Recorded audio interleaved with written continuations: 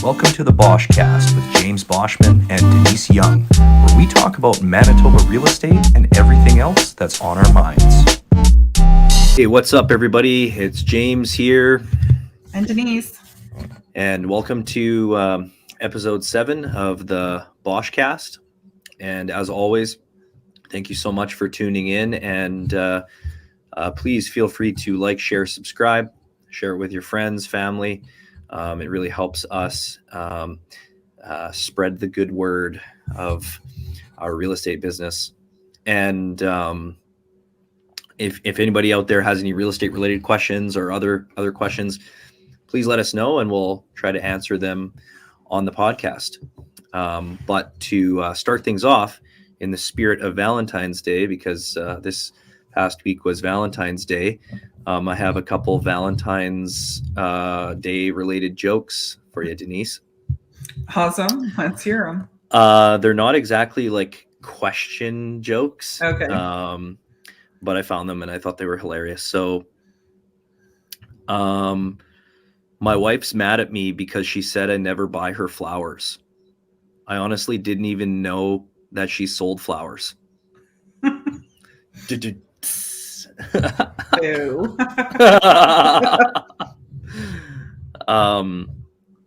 I asked my wife if I was the only one she'd been with. She said yes. All the others had been 9s and 10s. I thought that one was really good. Oh, that's funny. The only one she'd been with. I thought that was really good. But yeah, so this past week was Valentine's Day. Hope everybody out there listening got to do something fun for Valentine's. Whether that was, going out for dinner or having a nice night in. Tara and I, we ended up going skating at the Forks, which was super fun.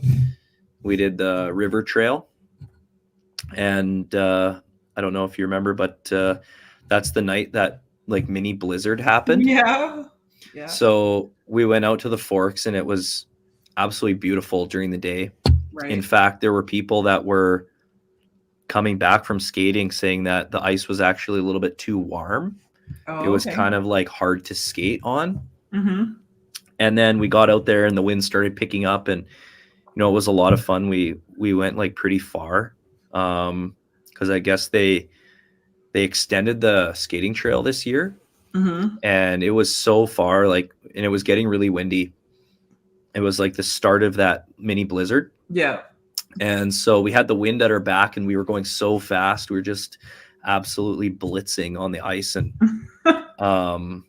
I haven't skated much over the last few years, if at all. And this year we made it like a thing where well, let's go buy some skates, and went to Canadian Tire, got some skates, and making a real effort to get out on the ice more because it's so much fun. Mm-hmm.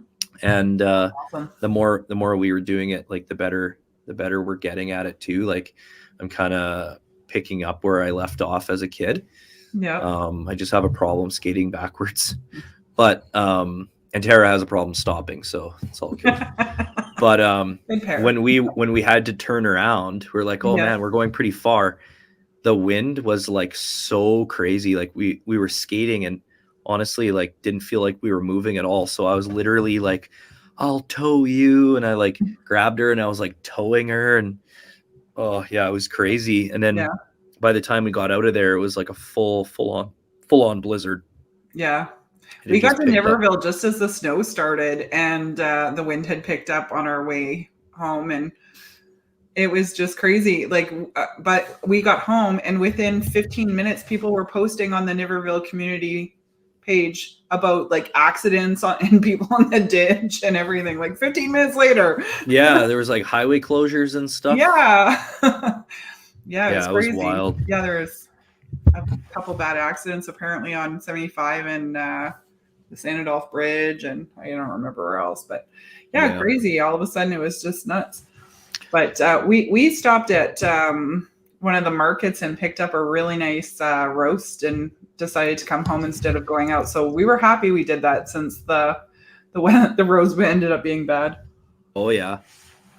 Mm-hmm. Yeah, we ended up just doing a night in, like made a steak dinner, barbecued some steaks, and Tara made like amazing Greek salad, and we had a bunch of real amazing, real great food, and we had some desserts and sounds some similar to ours. wine. And I did a prime rib and a big pile of broccoli, and and we had gone to French Way and picked up like several desserts. Is that where you went? That's hilarious. That's insane. Wow. I was literally just going to say. Yeah. That's so crazy that you said that. Yeah. Because so one of Tara's like favorite desserts is fruit tart. Oh yeah. Like with the custard and everything. Mm-hmm. So I'd actually never been to French Way before, but I've heard like through the grapevine that they have really amazing like desserts and stuff. Yeah. And I was in the area. So I like went on Google and I was like, best fruit tarts Winnipeg. And French Way kept coming up.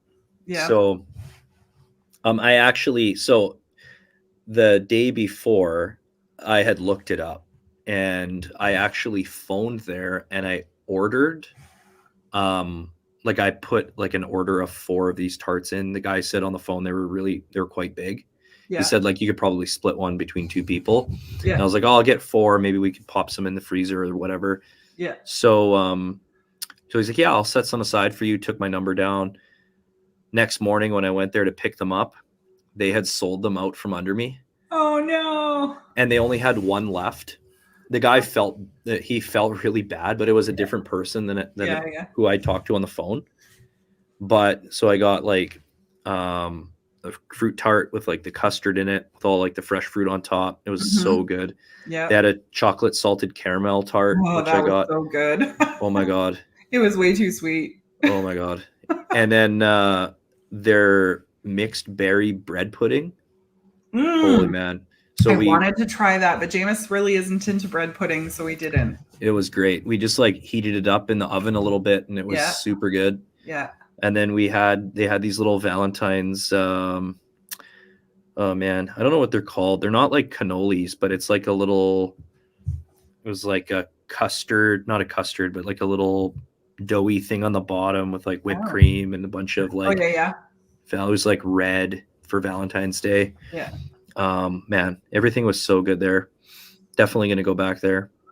Yeah, we got the custard tart that said "Love You," or they had like different ones. Yeah. We got that one. It was like a strawberry custard. Yeah, it was good. Yeah, nice. Mm-hmm. Yeah. So then, and then yesterday, well, technically, like Valentine's Day is Tyson's birthday. Oh, yeah. We ended up taking him out yesterday to Raw Almond. Yeah.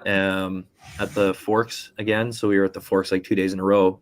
No big deal. But it was so good, and such a fun experience. This was our second time this year doing Raw Almond, and man, they like it's just such a great experience. If you ever have a chance to go in the future, you should definitely jump on it, because it's like I don't know how many courses there were. There was probably like 8 courses or so on the menu, but then they come out with like surprise little things. Like they had a hamachi, kind of like a yellowfin tuna, and then like coming out with different drinks all the time. And it was so try it with one of my girlfriends, I think, because Jameis is allergic to onions, and I think that would like be a hard for that, right? Like it's not like they're gonna make him something special.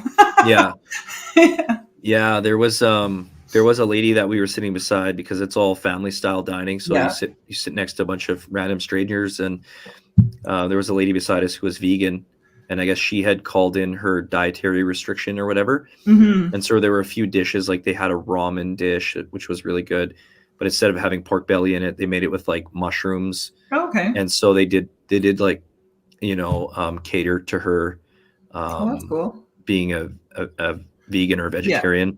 But it was just so good. It was so fun, and yeah, I would definitely highly recommend it. That's awesome. But yeah, so this week, like I thought it would be kind of interesting to talk about some of the common questions that home sellers have Mm-hmm. before they're thinking about listing their home for sale.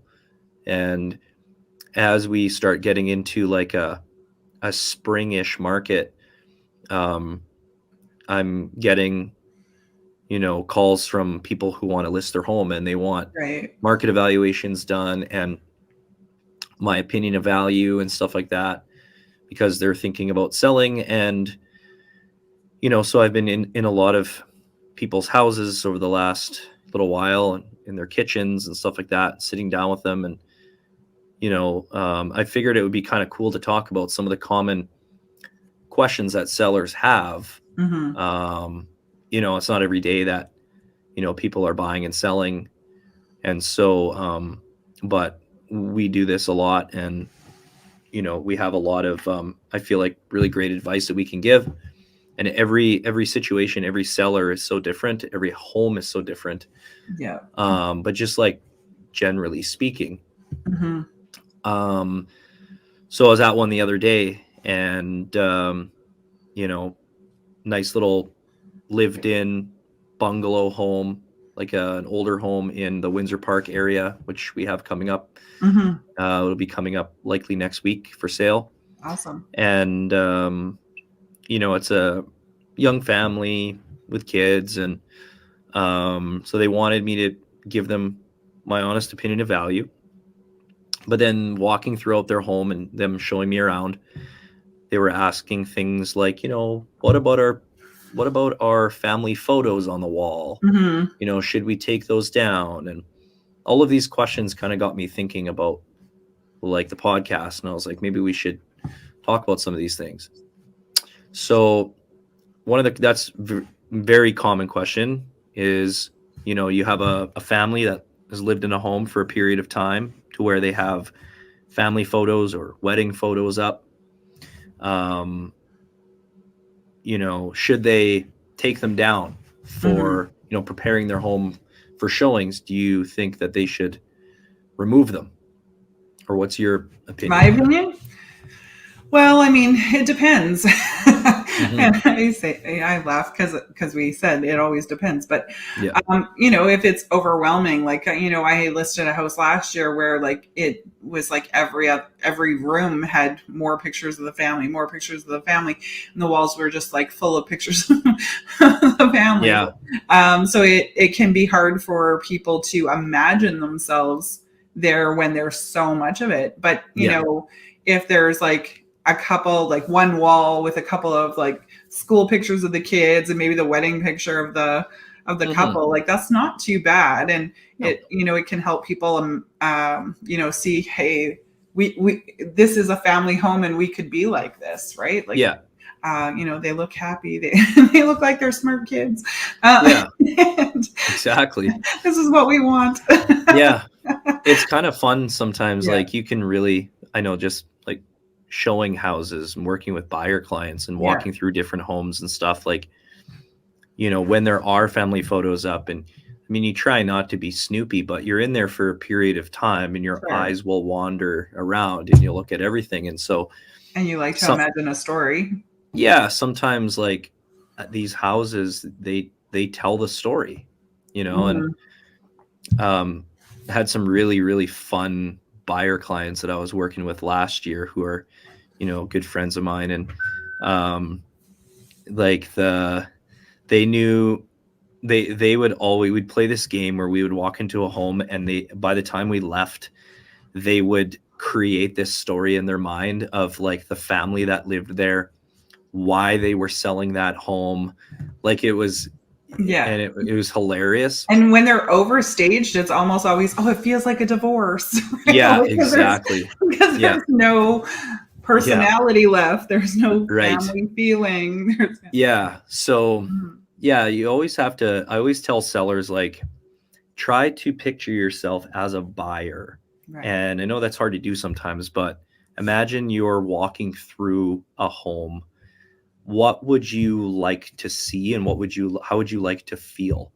Right. And that is a common, I feel like there is a common misconception out there that you need to completely depersonalize your home. And like some realtors will say that, like, take all your family photos down. But, as someone and my buyer clients are typically very intuitive, and they can we're trying to figure out why these people are selling, because sellers don't have to tell you why they're selling. Right. But and they don't always tell you the truth either. Right. And we try to like Sherlock Holmes our way, into investigating why.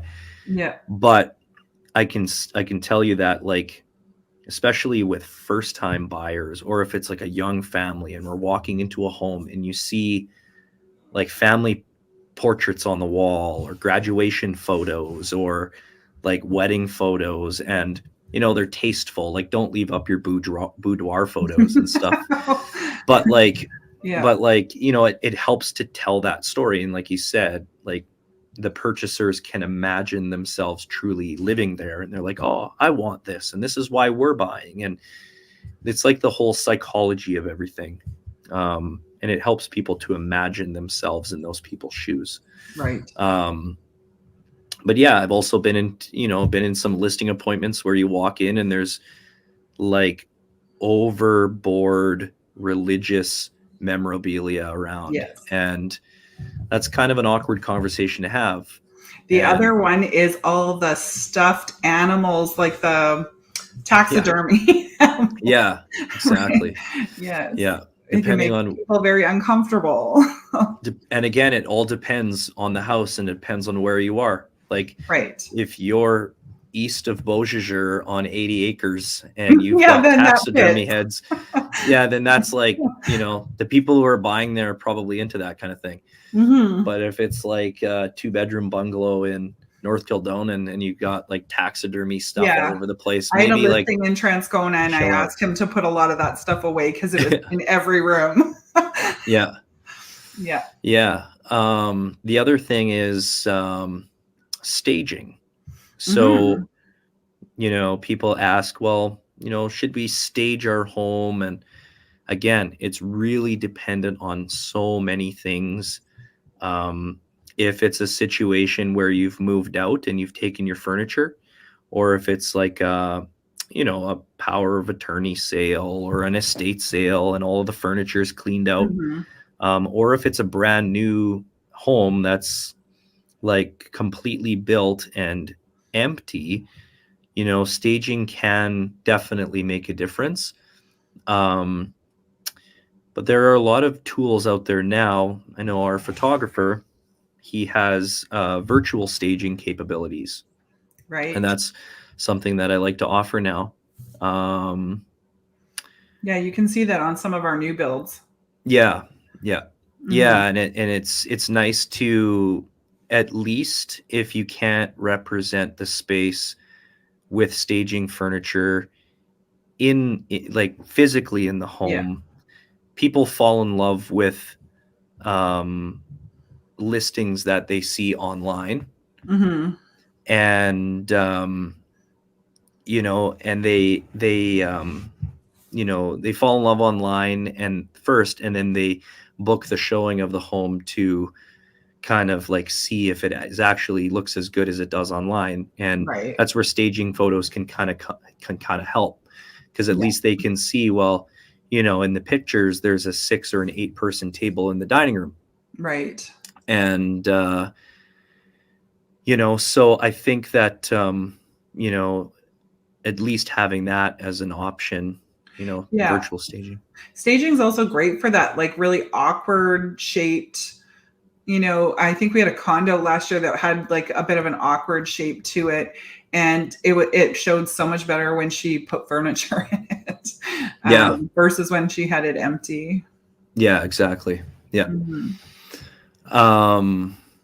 And in the past, I've had seller clients who have accumulated a lot of stuff. Maybe they've lived in that home for like 30 plus years, right? They have a lot of stuff. I'm gonna have this issue with my dad's house.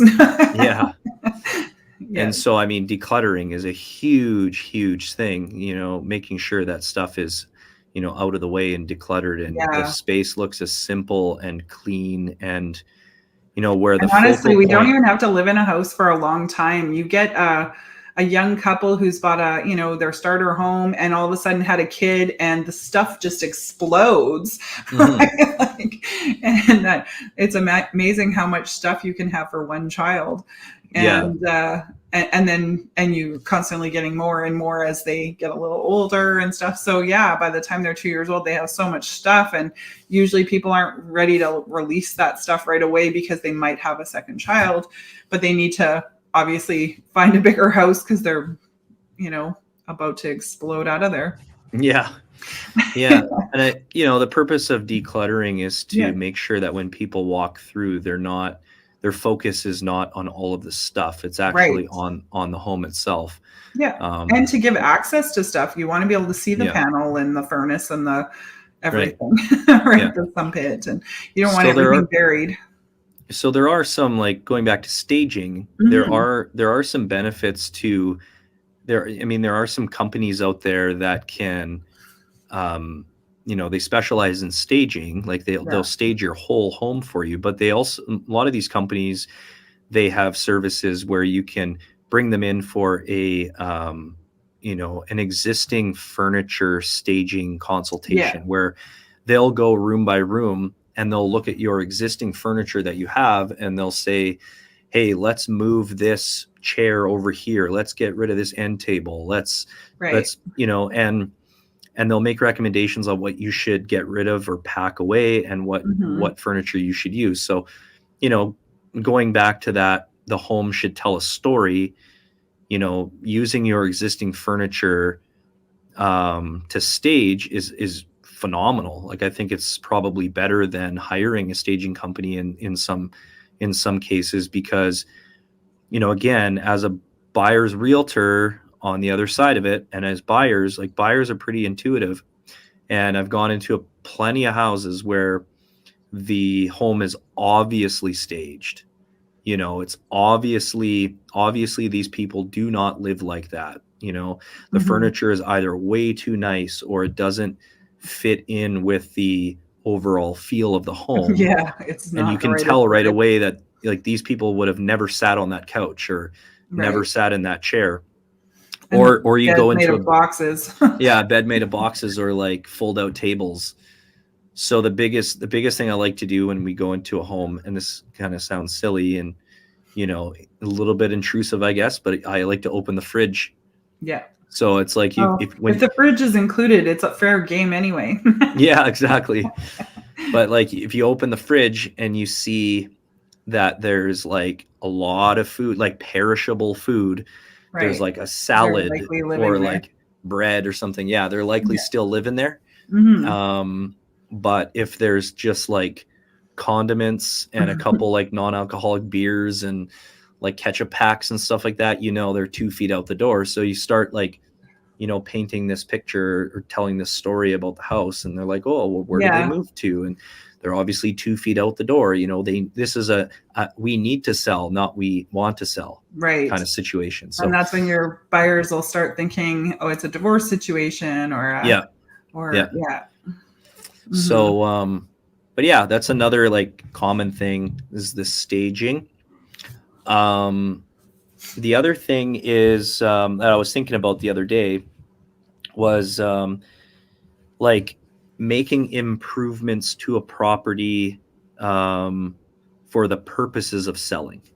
So as realtors, like when someone calls us and they want like a market evaluation, our job is to go in there and not just give them a price and let them know what their house could be worth in the market, but also to give them recommendations on what they could or should do to their property to, either help it sell faster, or help it sell like for higher, like a higher price, and one of those questions is, a lot of times people are like, well, I got this old green laminate countertop in my kitchen. Should I rip it out and should I put a brand new quartz countertop in? Or, I've got, whatever. Like it could be, I got a hole on the other side of my interior door. Should I worry about it, or should I replace the door? And if I replace the door, then I have to do everything, So there's some things that we can kind of advise on, because depending on the property, depending on the market, we should be able to tell you, okay, this is the demographic of buyer that's likely going to be looking at this home. And this is probably what they're going to care about. And some of these improvements, if I always say, like, if it's broken, fix it. Yeah. If it's just a matter of you don't like your green countertop that you've lived with for the last, however long, and you think that you're going to get more money by putting in a quartz top, is probably not going to get more money, because unless you have time to enjoy that item, you're not really going to see the benefit. Somebody might come in and say, wow, that's a beautiful countertop. We really love that shade of white or whatever.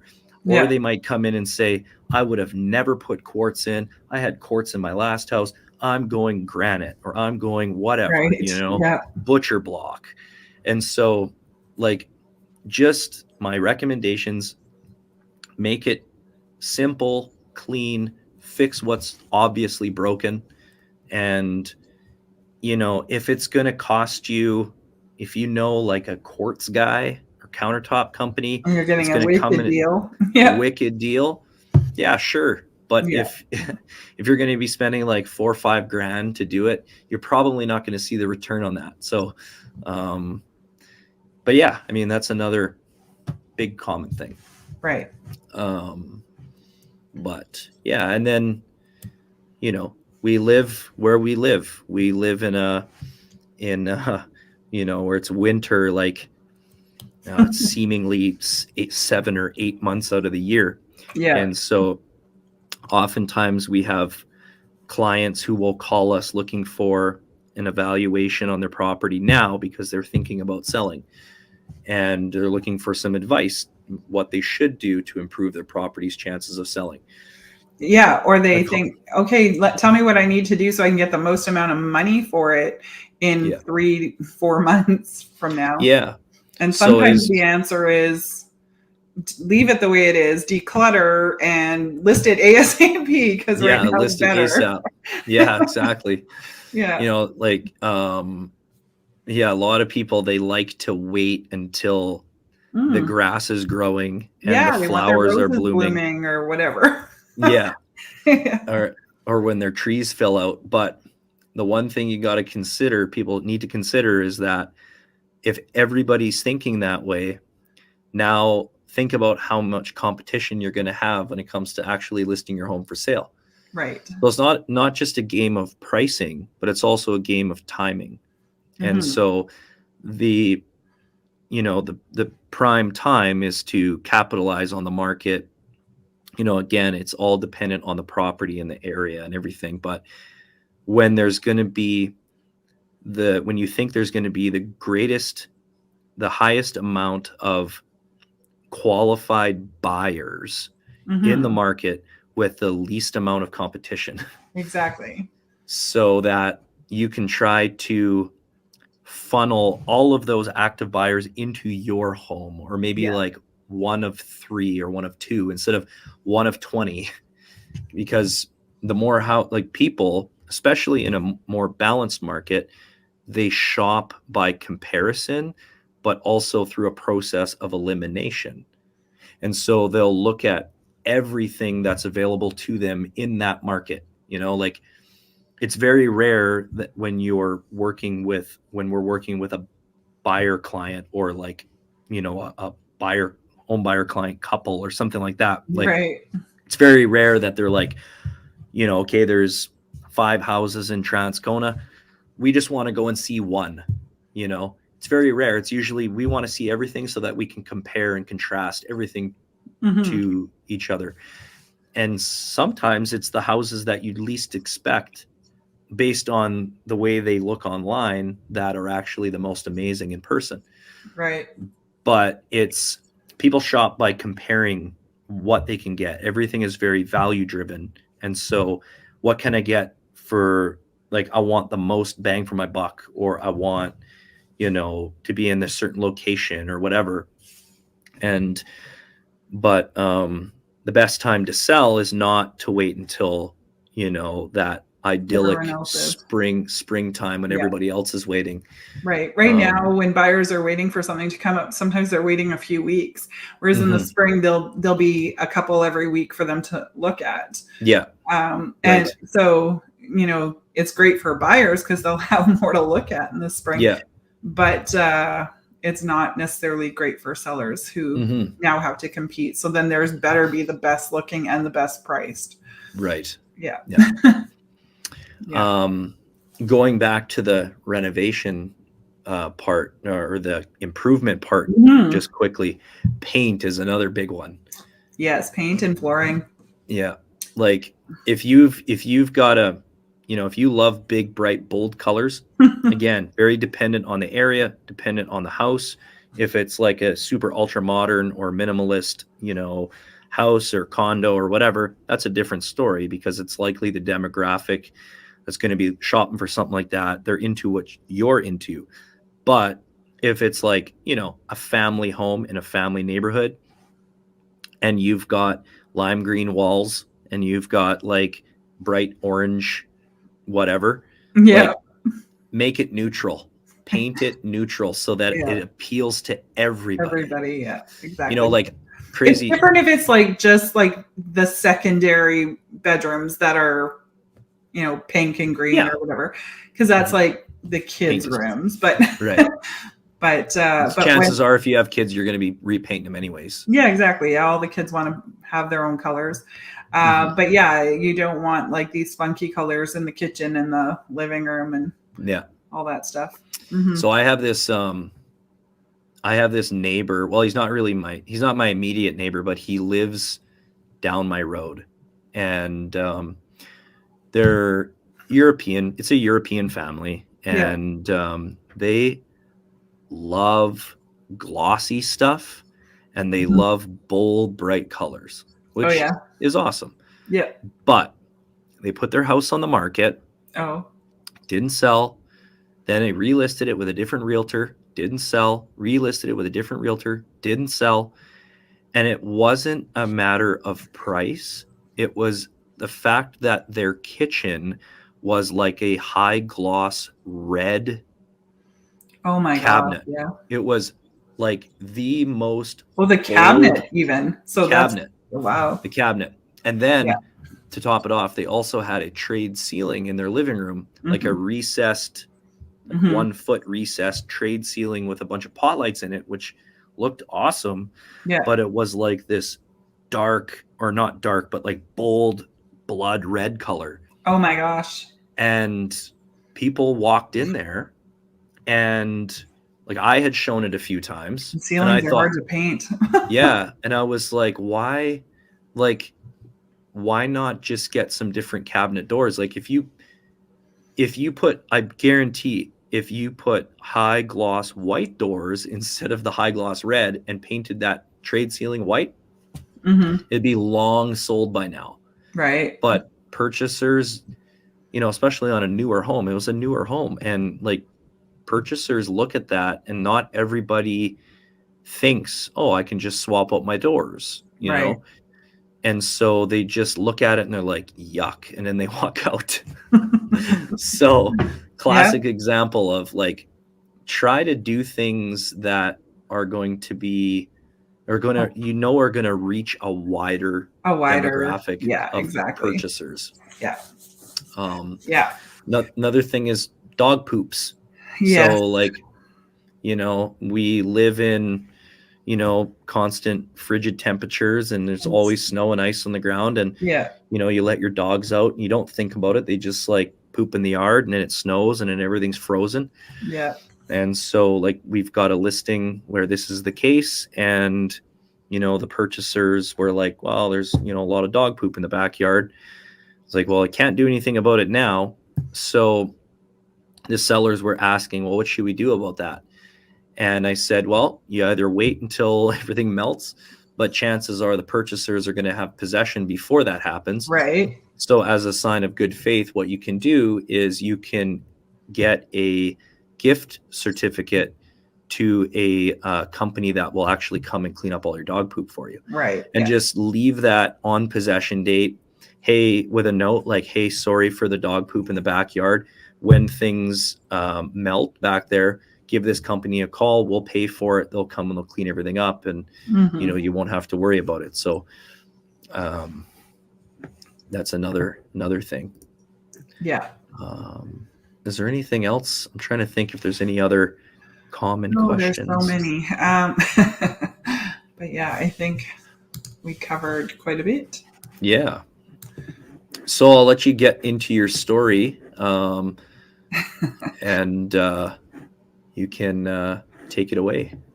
Well, this week I saw a post on one of the real estate Facebook pages about the 7 things every realtor doesn't want you to see.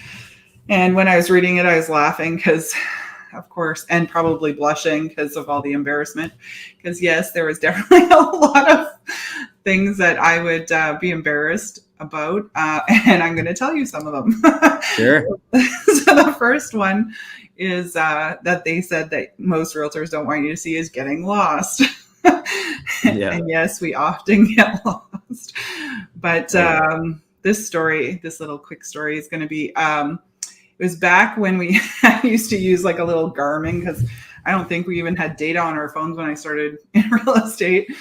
So, so I had, the old Garmin, and they were shitty. Sorry. They were bad in the country.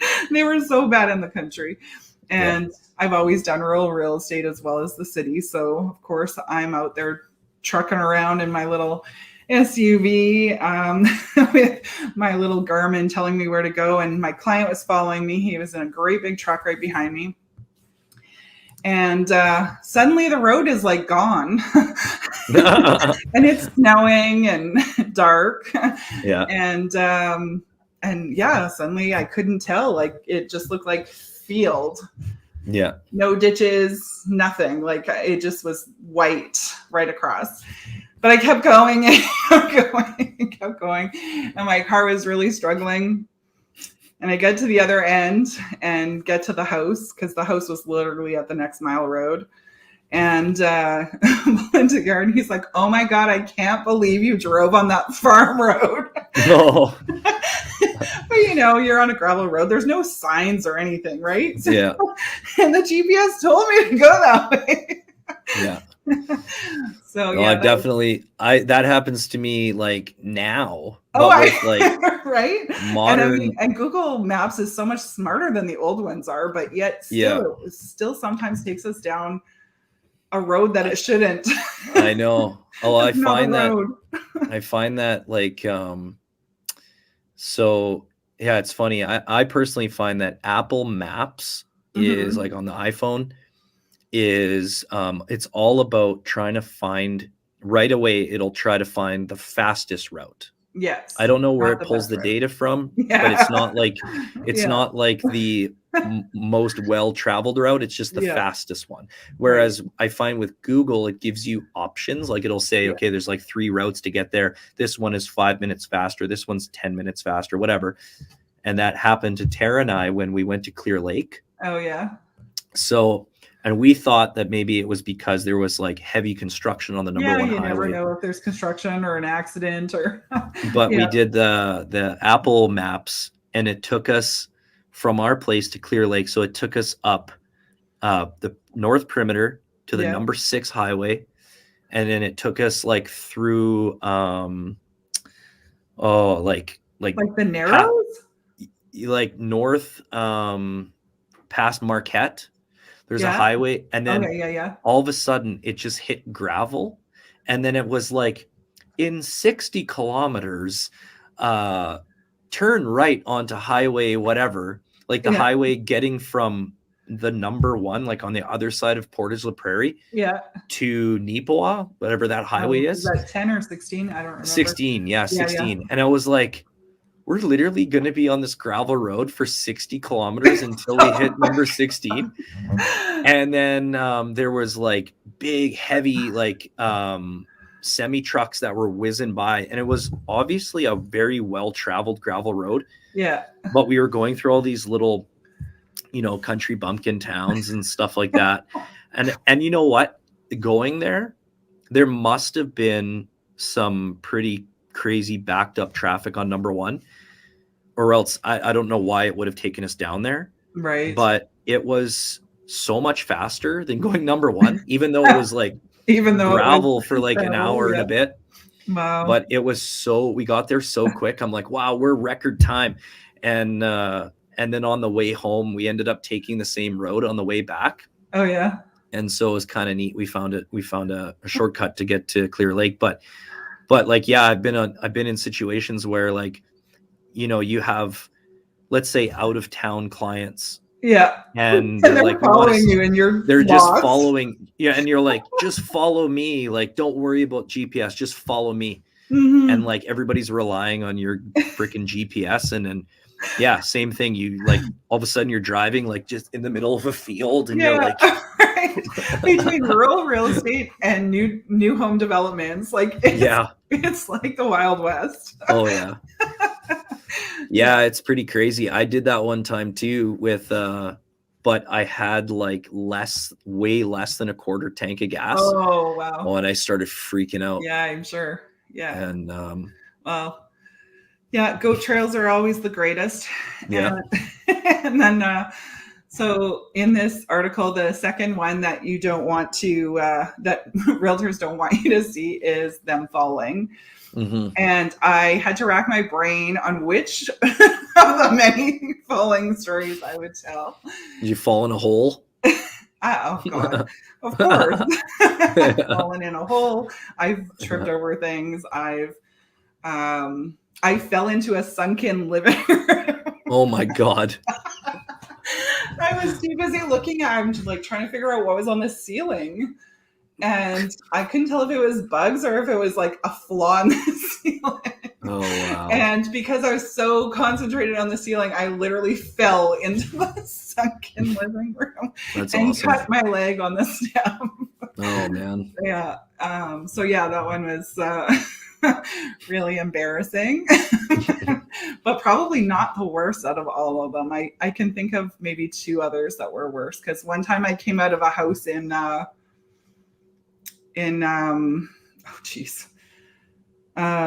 Fort Rouge, in that small area there, and you know, they're really old houses, and not all of them have like steps that are to code. Yeah. and it had started raining while we were inside, and for some reason there was mud on the front steps, and I literally slid down the whole thing. Oh. I came out of the house, and as I turned to close the door, I slid right down. So I had mud and everything. Oh yeah. Yeah. And I've definitely done that as well. Slid down the stairs like a slide. Yeah, right. Yeah, that one was really bad, but yeah, so many times, so many falls. Mm-hmm. The third one, because they had 7 things that your realtor doesn't want you to see: a stain on their clothes. I'm sure there's probably a million, and I've definitely learned to always keep a change of clothes in my car, especially socks. But this one time, very early on, I was on my way to an open house and decided I would stop to get some Starbucks because I love my chai latte. And as she handed it to me in the drive-thru, the lid popped off, and it literally it popped off and squirted out at the same time. It was like all over me. And I'm like, okay, I have no time to go home. Yeah. And just deal with it. Just run with it. Yeah, I think I managed to. Well, I went to the open house, and someone brought me a shirt to change into. Nice. Yeah, but I'm pretty sure at least 10 couples came through before that happened. But well, it's a good conversation starter. Yeah, right. Oh, there's my chai latte all over me. Yeah. The next one, the number 4 on the list, or 1, 2, 3, yeah, number 4 on the list is can't get into the house. Oh yeah. That's another one. I had to rack my brain because there's so many times that's happened. And like, have you had to climb in a house? Like climb in a window? I don't know if I've ever had to do that. I did once, but my client was like a young spry guy, so I let him climb it.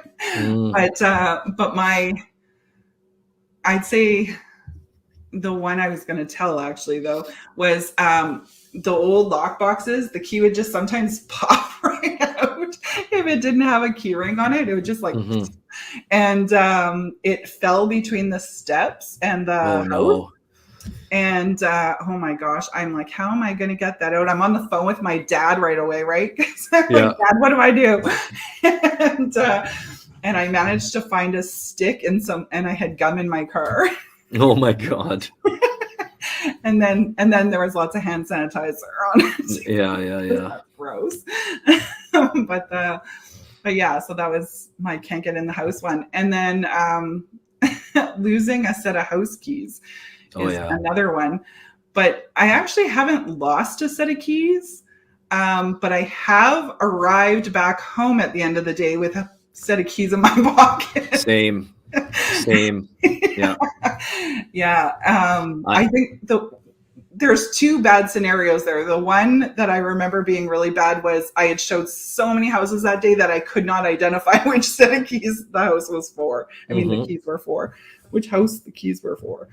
And then the other one was I had, my client really wanted to write an offer, and we had come back to the city to sit in their house. And I get a call from the realtor who had gone to show it after me. And he's like, where's the keys? I told you were the last one here. And I'm like, oh, they're in my pocket. Oh, look at that. Yeah. And I'm writing an offer. So it looked really bad. Oh yeah. You tried to sabotage. Yeah, like I tried to sabotage it. But I didn't. But I mean, yeah, it definitely looked that way. I'm sure he thought that. So I did that one time and accidentally forgot the keys in my pocket, and then I had to drive.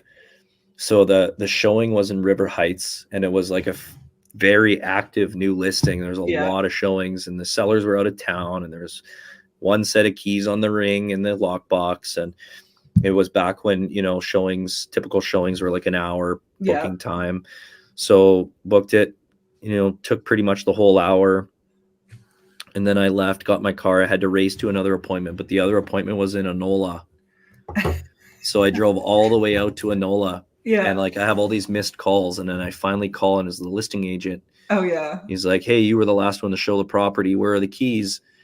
And I reach in my pocket and I was like, oh my God, man, I'm so sorry, but I'm all the way out in Enola. Well, you need to get here right away. It's like, well, unless I have a teleporter, there's no way I'm getting there right away. Right. I'm going to be out here. Exactly my situation, because I was showing a house in St. Genevieve and then got back to the city when I got the phone call. Yeah. Yeah. And unfortunately it happens. I mean, we're all human. So, yeah, that's definitely happened to me a few times. I'm really bad for keys, so I always have to make sure that I've got big key rings and a bunch of different things on there so I don't forget. Yes, I used to be really bad for leaving my keys in the house. I showed, and we used to have on that old lockbox, we had a little thing on our keys. Yeah, the fob. Right. So if I left my keys in the house, I'd literally be locked out of the house because I couldn't use the lockbox again. So I'd have to page everybody in the brokerage to see who could come rescue me. Yeah. And the next one is letting a pet escape, which is never ever funny, but it does sometimes happen. But what I thought was really funny was one time I was showing a house that had a big sign saying not to let the cat inside because it wasn't their cat. Oh my God. The cat really wanted to come in. Wow. That's hilarious. Yes. The cat was very tenacious about trying to get in too. Wow. Yeah. I showed a house one time where it was actually in Enola, funny enough. And it was on Dugald Rd, Highway 15, going into Enola. and it was kind of like a smaller acreage, like a little hobby farm. They had a little barn and like a bunch of pigs. They had goats that were roaming around and chickens that were roaming around. Yeah. Just like walking around the yard, and a bunch of like farm cats and barn cats and stuff. Yeah. And showed it to my clients, and we opened the screen door and a chicken ran in the house. Oh no. And we ended up just shooing it out. Like we got a Swiffer, and we were like, come on, let's go. And it was getting mad at us, clucking away, but we finally got it out. But yeah, it's a little bit more common for that kind of stuff in the country. And yes, even the animals getting in and out is definitely more common in the country. Wolseley's really common for that too. And in Wolseley, there are a lot of people that will that have like a lot of those old early 1900s houses. They have like uninsulated and unheated front porches or verandas on the fronts of their houses, and it's just known in Wolseley there's going to be a lot of cats. And so some people, they make cat doors and just to leave some food out in their verandas, and what it leads to is like a lot of cats coming. Yes. And that's very common. I've definitely let in, I'm pretty sure it was Wolseley that there was that cat sign that said don't let the cat in. I'm pretty sure that was Wolseley. Yeah. It's pretty funny. Yeah. But so the very last one is walking in on someone, and I have like all the stories that you would expect revolving around that. But the one I'm going to tell is I was showing a tenant occupied house, and we had knocked on the door and no one came. So we opened the door and announced ourselves, and no one answered. And we proceeded to look around the house, and I was pretty sure I could still hear someone in the house, but I had announced myself so many times, like, how many times can you do it, right? And then when we got to the back of the house, the kitchen was at the very back. He was cutting what looked like cocaine. Oh, nice. It didn't care that we were there. Yeah. Some for me. Yeah. So yeah, I thought that would be a little different than most of the stories about walking in on people. Yeah. I walked into, I have a story that I'll save for next week, kind of regarding that, a little bit different, but I had a situation where, walked into showing the house. It was tenant occupied. Never met the purchasers before. They called me on a sign call. So they phoned me directly to have me show it to them. Yeah. And there was a garage in the backyard, and the garage. So, I thought that maybe the tenants were home. And so I was like, you know what, instead of, starting inside while we have our shoes on, I got the keys. Let's just go around back and check out the outside and check out the garage first. So we go into the garage, and there's like a big couch in there with like a TV, and I open the door, and there's just a dude passed out on the couch, and he looks and he's like, "Oh, what the hell?" And I was like, "Oh, I'm sorry. I didn't know that somebody was sleeping in the garage." Right. Like, I know what house that was. I'm pretty sure I know what house that was. Yeah, it was, I think, one of your listings. Yeah. Pretty sure it was. Yeah. And my clients were like, or the people were just like, "What the heck is going on?" Yeah. I'm like, "Hey, it's tenant occupied. Yeah. It's in Elmwood. What else do you want?" Yeah. So, that poor house had a few challenges. Yeah. Yeah, that was funny. But so that's my story time. That's awesome. The one, if I could add one to that, it's trying to figure out the alarm while it's going off at a showing. That happened to me. It happened to me today. Oh, really? Yep. I showed a house in Selkirk, and it was vacant. Yeah. And it was like obviously an elderly couple that lived there, but it was, completely vacant, and owner occupied. On the property disclosure statement, it said 33 years owners, which is crazy. Yeah. But great house and everything. We walk in, and listing agent didn't give me the alarm code. Didn't even say there was an alarm. So I open the door, and it was one of those ones that doesn't even start beeping. It's just like, like the alarm's just going. It's just screaming. And my clients are standing outside like, oh my God. And I'm running around trying to find the alarm panel. Yeah. And the alarm panel, it was a split level home, like a 2-story split level. Okay. Where you walk in the front door and there's like a big formal, like sunken living room, and then a great room in the back, and you walk all the way around. So you got to go through 2 sunken living rooms, Denise. Oh my God. I would have fell twice. Yeah, that would have been your fate. Yeah. So you have to walk through 2 sunken living rooms. Yeah. Then you got to get to the mudroom in the back where the garage is. And that's where the alarm panel was, by the door going into the garage. God. And it's like one of these ancient panels from like the 80s, these big freak things. And I had no idea. And so I ran outside, I closed the door. All the neighbors are like looking through their blinds. Yeah. It's like 10 in the morning.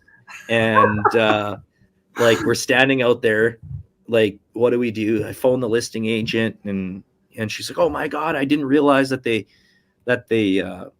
even set the alarm, and so now she has to call them. Yeah. And it was just blaring and blaring and blaring and getting louder and louder and louder. It's one of those ones. And you're just waiting for the cops to pull up. Yeah. Just like, hey, I'm here. Yeah. Come arrest me. But yeah, it was funny. That's happened to me so many times. But yeah. It's the new alarm systems nowadays, man, there's so much better. Like you can, like my alarm for our house, we can set it or disarm from our phone. Right. So then if you knew someone was coming to your house, you could disarm it so they could get in. Yeah. Exactly. Yeah. But no, that's awesome. I love stuff like that. Yeah. So for our topic this week, we're talking home inspections. And I know that the market has taken a little bit of a bounce here, where we're starting to see like things like bidding wars and stuff happen. But my honest opinion of this whole thing is like, it's a lot of pent up demand that's driving that. And as we get into more of the spring market and early summer market, we're probably going to see a bit of an increase in the inventory, which will lead to a real balanced market with more houses for people to look at and give people the ability to actually write offers with home inspections. And so the topic is, home inspections. Should I get a home inspection? And, over the last couple of years, it's been really hard to do that. When you're writing an offer and you're literally throwing your hat into the ring with like 20 other offers or 10 other offers, like the sellers are going to look at what's the best price, what's the least amount of conditions, and what's the ideal possession in these offers. The minute they see a home inspection condition, it tells them you basically have 2 feet out the door. If you want to walk away from the deal, it's too subjective. Yeah. So they will always take the cleanest and highest price. So, but now, I mean, the tables have turned a little bit, and, higher likelihood that you can actually get an inspection. If there's no other offer to compete with, like the seller has to look at that being the offer as it is, right? So why would they say no to the inspection at that point? Exactly. Yeah. Mm-hmm. So definitely think that everyone should at least consider getting an inspection, unless you are someone who knows everything about everything. If for nothing else, even if that inspector is not going to find a single freaking thing wrong with that house, it's going to be the best introduction to that home that you're ever going to have. Absolutely. You're going to learn so much about that house that you had never known before. And it's ultimately going to help you be a better homeowner, because you're going to be able to understand all the systems that are associated with it. And, like for my house, for example, I'm pretty confident. I know what I'm looking at, but there are things that you just can't, like during a showing, a 30-minute showing, you're not going to be able to see, Mm-hmm. And home inspectors are, they're somewhat limited, as to what they can look at. Like, Homes on Homes is a really scary TV show that a lot of people watch and have watched in the past. And they think that, oh, well, that's what an inspection is. But the reality is that Homes on Homes is on that show. He's coming in after the fact. Yeah. People are hiring him to come in and inspect the property. The buyer already owns it. The buyer already owns it, right? So he can do whatever. Tear apart whatever they want. Yeah. So when you get a home inspection, they're not going to be ripping down drywall or, there's certain things they can't do. But most of these guys, if you pick the right inspector, they're going to have tools and technology that allows them to see into certain aspects of the home that you couldn't necessarily see from the naked eye, but they also don't have to like remove paneling or drywall to do that. Mm-hmm. So they'll have like infrared guns or infrared cameras, moisture meters. Yeah. And, and they're always an inspector. What people have to understand is they're always going to find something. Absolutely. That's their job. Every house out there.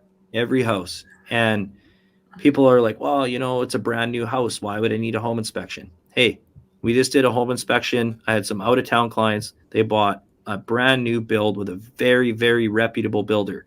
Mm-hmm. And the home inspector found a lot of stuff, because the reality is like, that's why brand new houses come with warranties. Right. There's a reason. and have a walkthrough. Yeah. But things that we wouldn't have been able to see on the naked eye, right? Like he pulls out his infrared gun, points it at the ceiling. Oh, wow.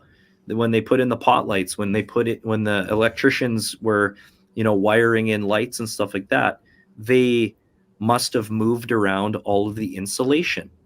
And so there's a huge cold spot on the camera. It's like a big, scary black spot. Yeah. Wow. That's where you're going to lose all your heat. Right. And I mean, if the inspector has typically they'll go into the attic and look around. But I mean, that was a great way for him to take a picture of that. And then we were able to send it to the builder. And the builder was actually very thankful that we found that. Right. Because it's not something that they would have necessarily seen. Right. And had they missed it right away, there could have been a lot more damage by the time it came to light. Right. And now the builder's got a whole bunch more stuff he has to fix. Yeah. Right. Other than just the problem. Yeah. So yeah, it's a home inspection is there to, number one, it's there to protect you. So it's a condition of the offer that is made. Now there are some certain circumstances where if you are looking at a home and you really, really want to write an offer, but there's a high likelihood that there may be a multiple offer situation. You may be competing for that listing. Mm-hmm. There are opportunities to do what's called a pre-offer or a walkthrough home inspection.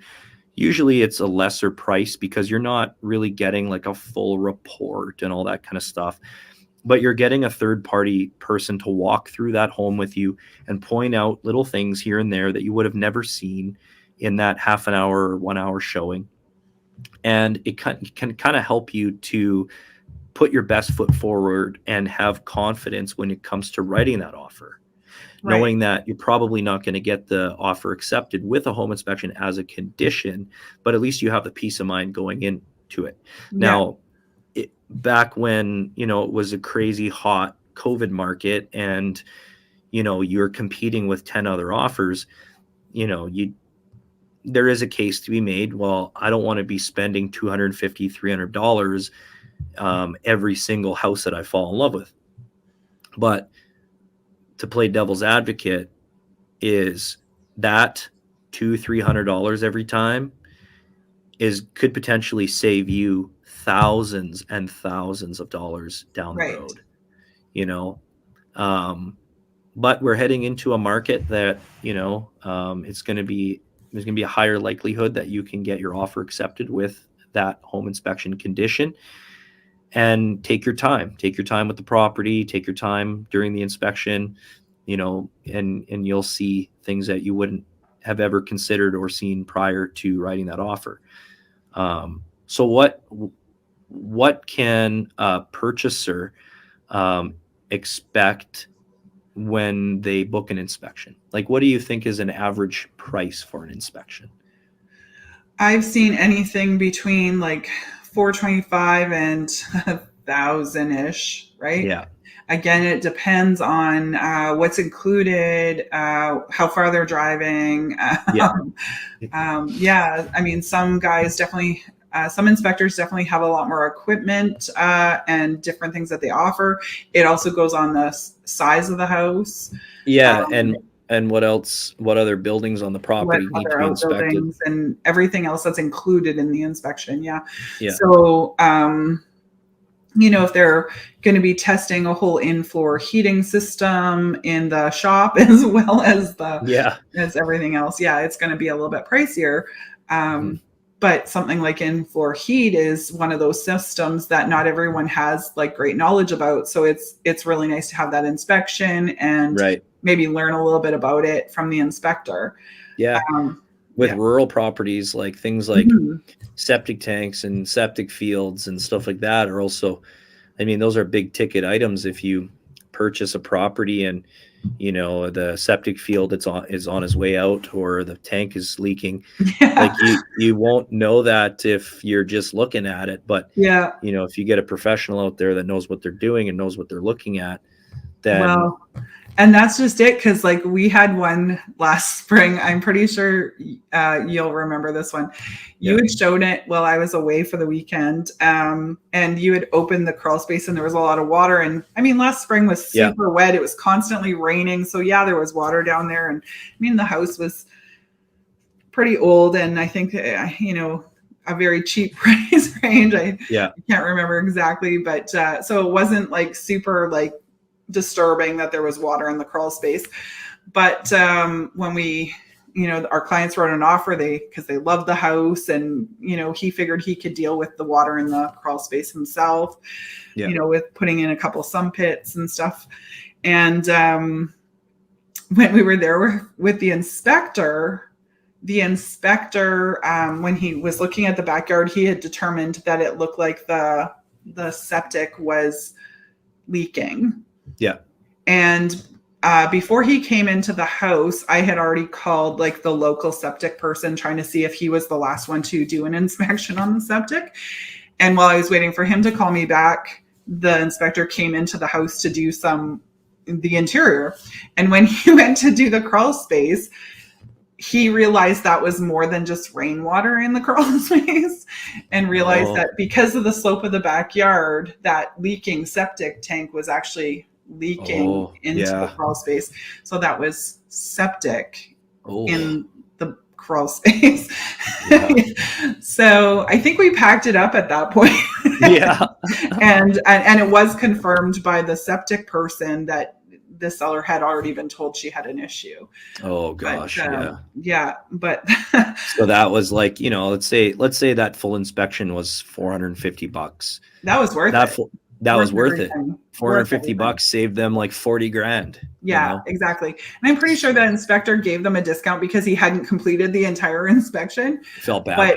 But even if he had to pay the full price, it was worth every penny for not having to deal with that, because they wanted to put a huge garden in the back. And as it turned out, that had all been contaminated. Yeah. Yeah. Jeez Louise. Yeah. So how long do you think an average inspection, like from your experience, how long do you think an inspection takes? I'd say average 3 to 4 hours. Like 3 is pretty common. I think the longest one I've ever sat through was about 6, because I know it was, oh my God. Thank goodness I usually carry snacks. Because I'm sure I would have been very hangry by then. And I probably had to call someone to take over my appointments because I hadn't planned on being there that long. But he was a very chatty inspector. And so like there's no way that inspection should have taken that long. It was mostly talking that slowed things up. But talking is also good, because I find that when you're with the inspector and your seller's learning a lot from them for the most part, purchasers. Right? And they're learning so much. And then if they are talking about a problem, like certain houses have common problems that are normal problems for that era of house.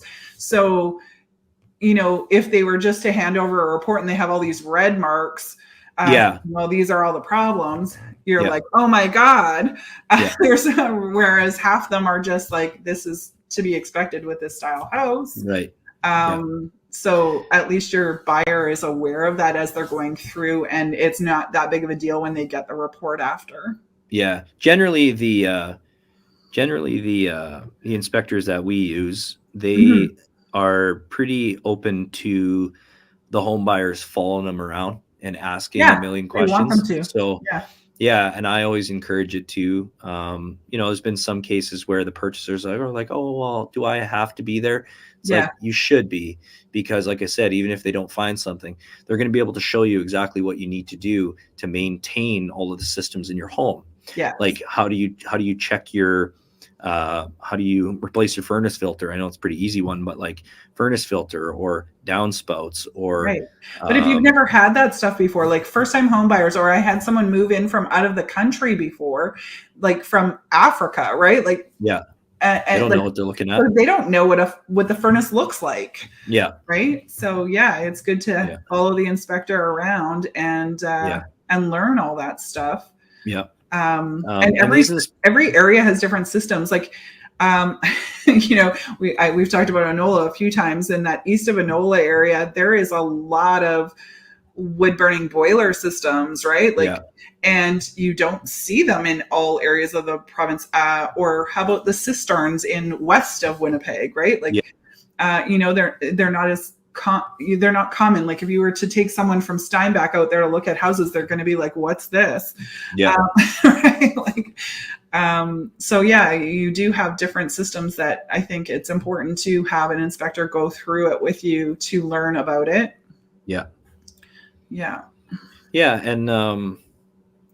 I think purchasers are sometimes they're like, well, I'm spending so much money already on this house and all the closing costs and everything. Like, I don't know if I really want to spend the money on inspection. And I always tell them, like, if this is a house that you're thinking about living in for a long time, like I would highly, highly recommend that you spend the money. The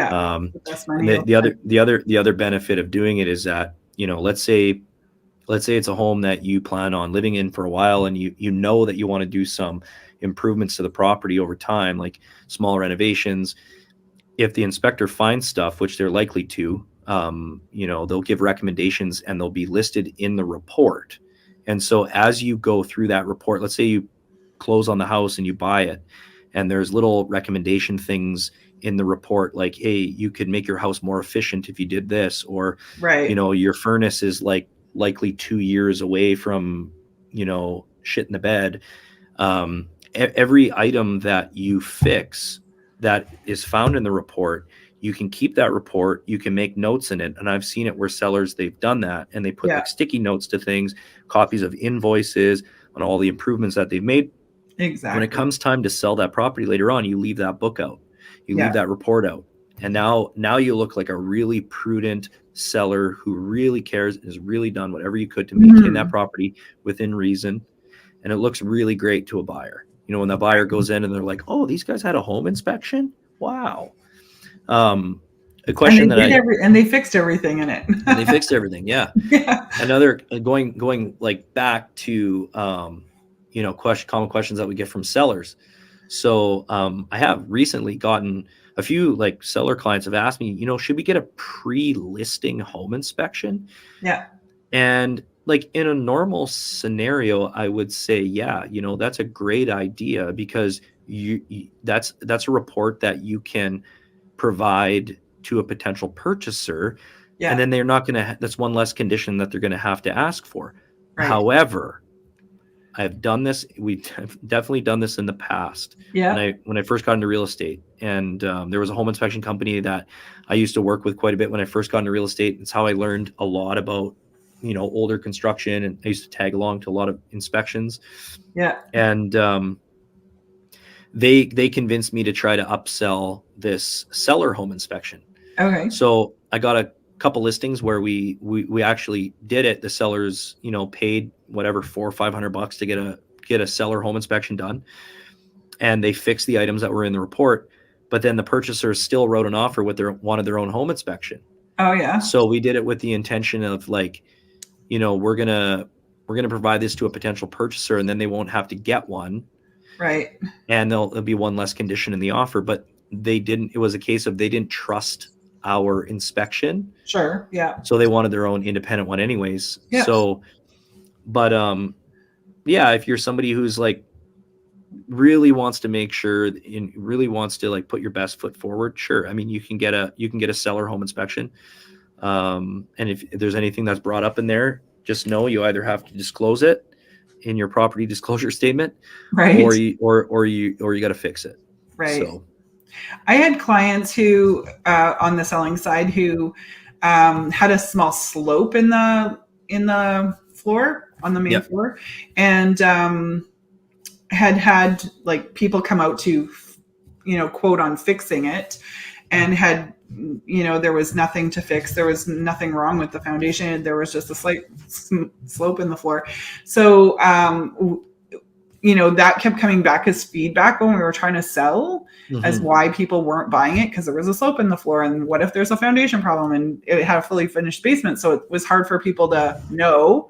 Yeah. So we did hire an inspector with infrared and all that stuff, and provided the report so that people could see that, no, there wasn't a foundation problem.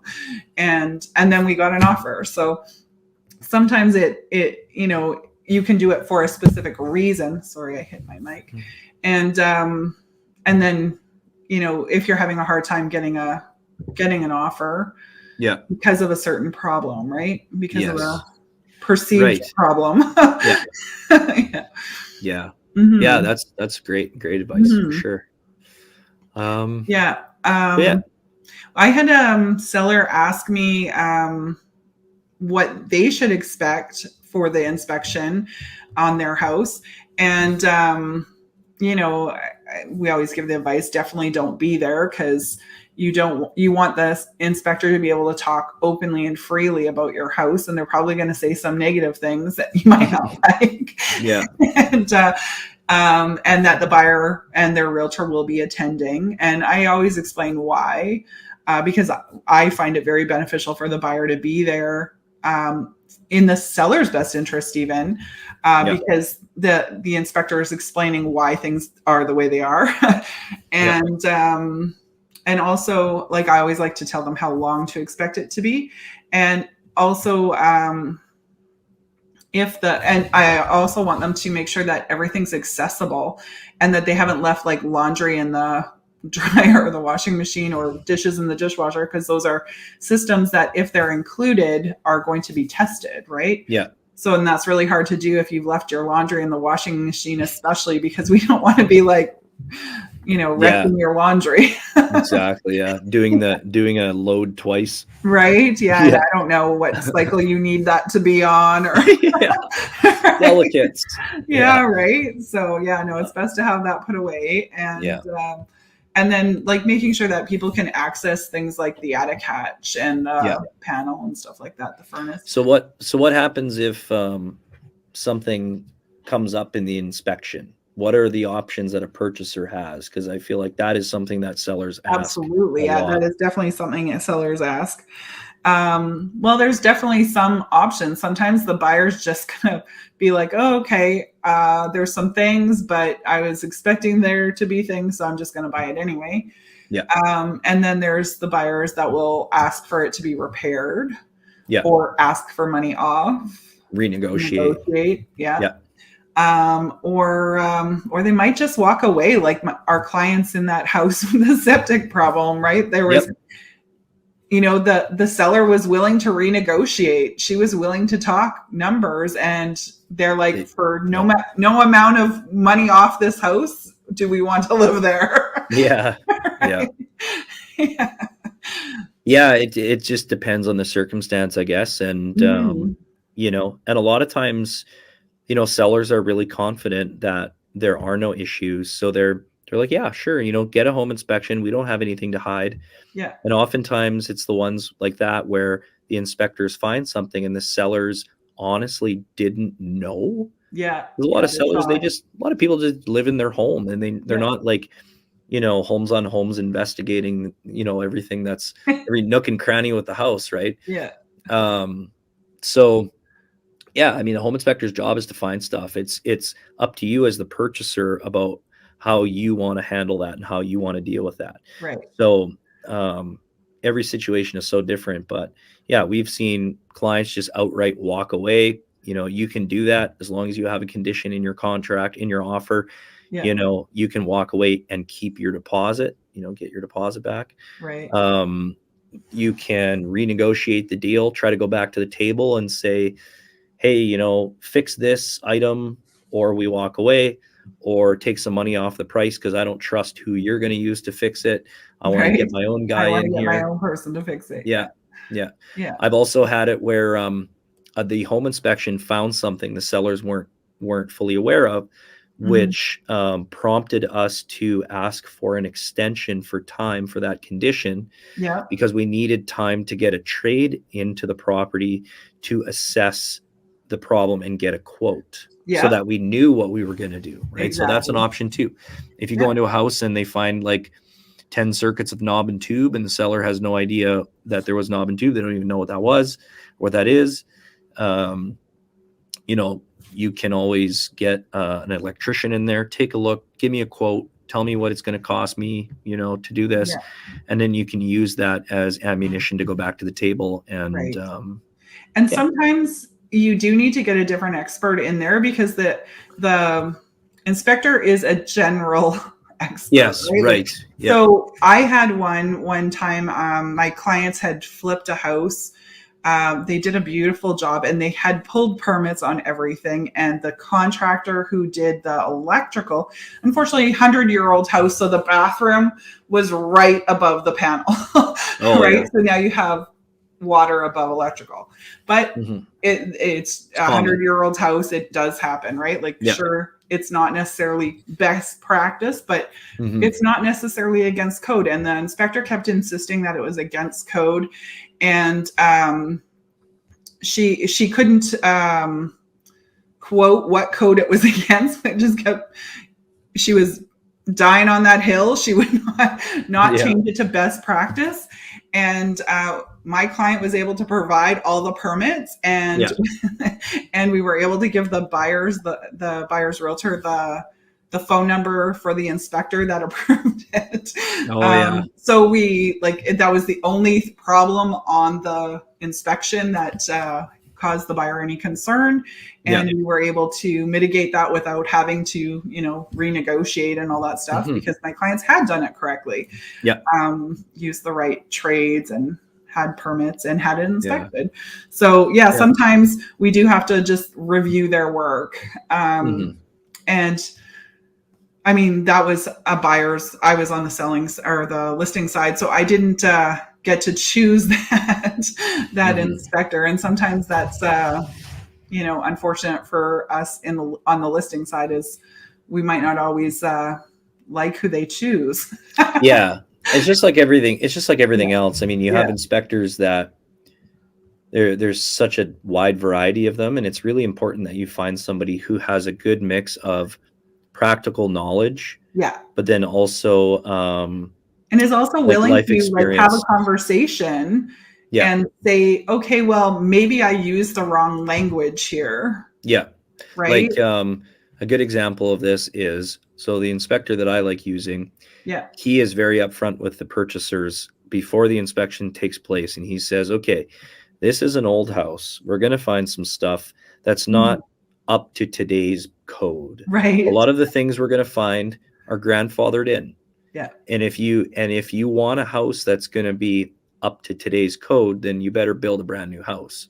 And it kind of comes off as like a little bit of like it's kind of rude, but it's true. And it's just brutally honest. If you're looking for a character home, there's probably going to be some funky plumbing. There's probably going to be some funky wiring.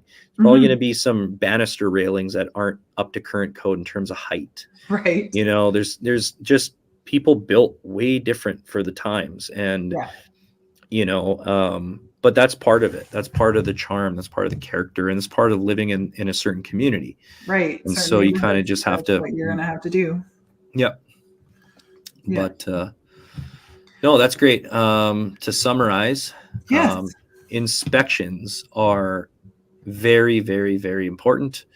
Like I said, paying that few $100 up front could potentially save thousands and thousands of dollars down the road. And headaches and divorces and everything else, Right. and yeah, and it's the best introduction to your house that you're ever going to have. Absolutely. And it's a big purchase, it's a big investment, and it's highly recommended that you get one.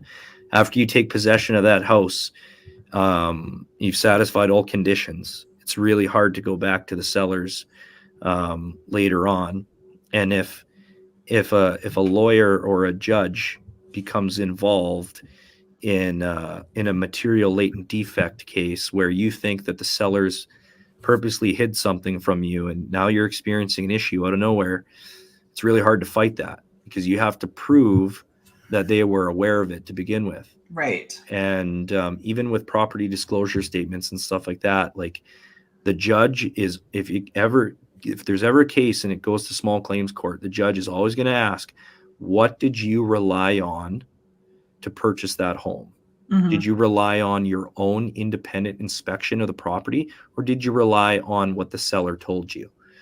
And it's like, well, no, I relied on the property disclosure statement. Well, you shouldn't have done that. You should have done your own due diligence.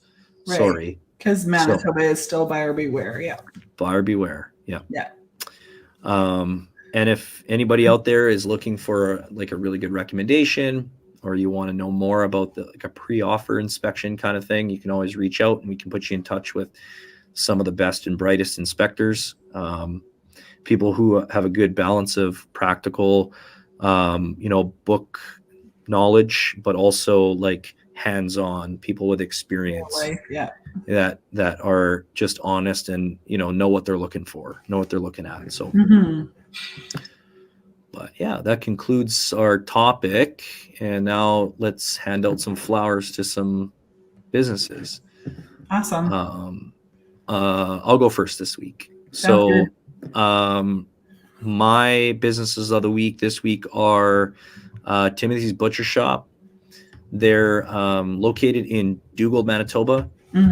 And we got some steaks, the steaks that we grilled up for Valentine's Day, and they were absolutely phenomenal, like super flavorful. They've got very, very wide range of, grass-fed meat in there, whether you like steak. They also have lots of different types of sausage. They have homemade pizzas. They're Timothy's take-home pizzas. You can pop in the oven. They're phenomenal. I like them better than Archie's Pizza or Spence Bros Pizza. But they sell out quick, so you have to get in or like call ahead and try to order. And they have a whole bunch of different types of stuff in there. Lots of local produce, lots of local products from people in the area. One of our friends, he owns a bee farm, and they sell his honey in there. Oh, nice. Yeah, it's just a good local spot. Got to support the small local butcher shop guys. And then Tara's vehicle is getting repaired right now because she got rear-ended, and we sent it to Fleet Auto Body, and it's obviously everything's covered in insurance. But they're doing a great job. They're very responsive. They're kind of downtown. They're on the corner of Isabel and Notre Dame. But great shop, and they got us in way earlier than everybody else. They've been very great at communicating, letting us know what's going on with their vehicle. They even let us use a rental car. We didn't have rental coverage, but they gave her a rental car to drive. All we had to do is get the rental car insurance on it, and but we're not paying any extra for it, which is awesome. And can't say enough good things about them. They were actually recommended to me through Frank Motors, that's the mechanic shop that we take our vehicles to, and they do a lot of business together, I guess, and send a lot of people back and forth. And So yeah, Fleet Auto Body. Nice. And that concludes my businesses this week. Well, it's funny that you had Timothy's Butcher Shop and I have Nardi Food and Wine because that's where we picked up our roast and some of our other accompaniments for Valentine's Day dinner. They're great too. Yeah, they are. And I mean, they have a lot of really good imported stuff, but they do have some local products as well.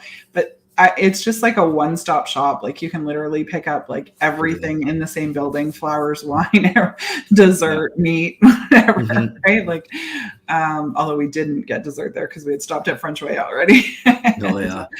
And then we were out in Gimli yesterday to drive on the ice and check out the ice track.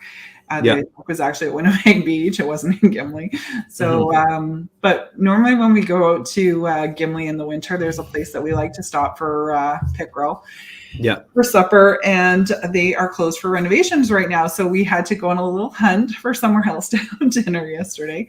And we found ourselves at Trebles Beach Bar and Grill. And it was our very first time there. And it was very, it's got like a real hometown feel to it. Like, not hometown, that's really the wrong term, like very beachy, like despite it being winter, like it was very like, you know what I mean? Like you go in there and you can tell it's like everything's kind of like mismatched, but but not like in a bad way, right? Like the food was good, which is the most important thing. And it was good. The friendly service, it was awesome. You could tell that they really take care of their locals.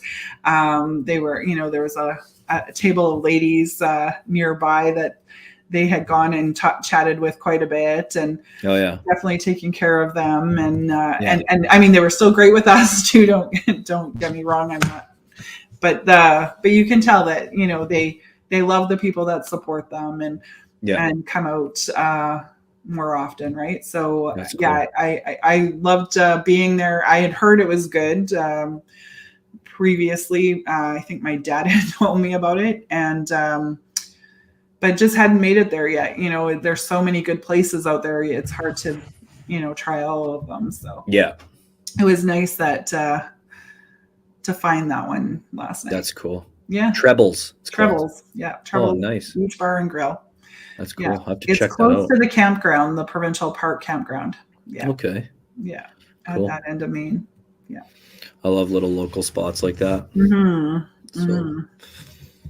Growing up in Portage, there was always little like diners and spots like that where all the local guys would go, and you'd go, guaranteed you'd go there between a certain time and be the same people. And the hens would be clucking away. They have a huge patio there. I'm betting they do like a really nice business in the summer. Yeah. I bet you it's packed in there all the time, like the patio and the inside. I'm pretty sure it would be, because it just looks like a really fun environment. Oh yeah. Nice. Sweet. Well, I think that concludes our journey for today. So thanks everybody for tuning in and listening or watching.